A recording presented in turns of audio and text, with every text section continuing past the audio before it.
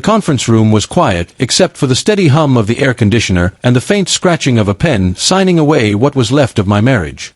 My wife, Emily, sat across from me, her hands resting gently on her pregnant belly, her expression unreadable. The lawyer slid the final divorce papers toward her. She didn't hesitate, not even for a heartbeat, before signing her name. Then she stood, adjusted her coat, and simply said, "Take care of yourself, Daniel." That was it. No anger, no tears, no fight. Just silence. And yet that silence hurt more than any screaming match ever could. I, Daniel West, CEO of Westbridge Industries, a man whose every move shook markets and made headlines, had just lost the one person who had loved me long before the world cared who I was. I'd built empires, negotiated billion-dollar deals, and stared down ruthless competitors, but sitting there in that moment, I couldn't even meet her eyes. The truth was brutal. I'd cheated. It wasn't planned or excusable. It started months ago with Ava, my executive assistant. She was young, ambitious, always around, the kind of person who made me feel admired when the world started treating me like a machine. It was supposed to be nothing more than a distraction. But secrets have a way of rotting everything they touch. Emily found out 2 weeks after discovering she was pregnant. She didn't scream. She didn't pack her things or throw a glass at me. She just looked at me one night across the dining table and said quietly, "I thought we were stronger than this." That was the last real conversation we had. Now, as I sat in my glass-walled office overlooking the city skyline, I should have felt relief. Ava had told me, "You'll be happier now. You don't need someone who can't handle your success."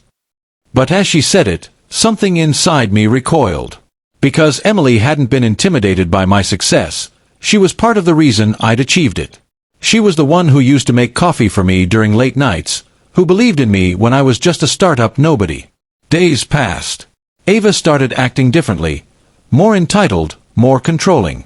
She called my penthouse our home, even though Emily's scent still lingered in every room.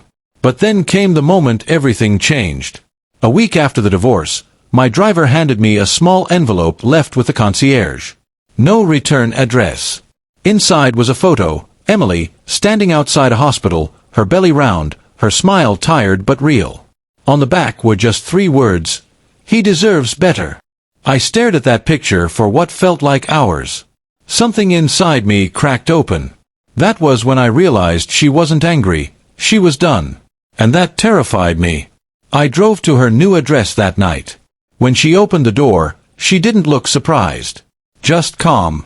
"What are you doing here, Daniel?" she asked softly. I didn't have a speech prepared. I just blurted out, "I'm sorry. I was stupid. I don't even know why I did it. I miss you. I miss us." She sighed, leaning slightly against the doorway. "You didn't lose me because you made a mistake. You lost me because you stopped seeing me." Her words hit harder than any slap could have. I wanted to tell her I'd change, that I'd fix everything, but I could see it in her eyes. She'd already moved on emotionally. She didn't hate me, she pitied me. A few months later, Ava showed her true colors. She leaked private company documents to a competitor when I refused to make their relationship public. The scandal hit the news. My board turned on me. My empire started crumbling, fast. I lost contracts, investors, and credibility all in a matter of weeks. When the investigation ended, I was left sitting alone in that same office where I used to feel untouchable. And for the first time in years, I cried. Not because I lost my wealth or reputation, but because I finally understood what I'd thrown away. Then, one afternoon, my assistant told me someone was in the lobby.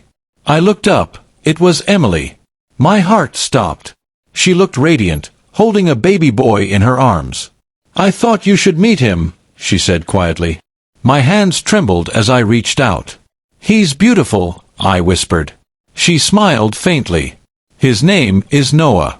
I thought about naming him after you, but I couldn't." I nodded. I didn't deserve that honor. I didn't deserve her kindness either, but she still gave me the gift of closure. Before leaving, she said, "I hope you find peace, Daniel. For his sake, I have to."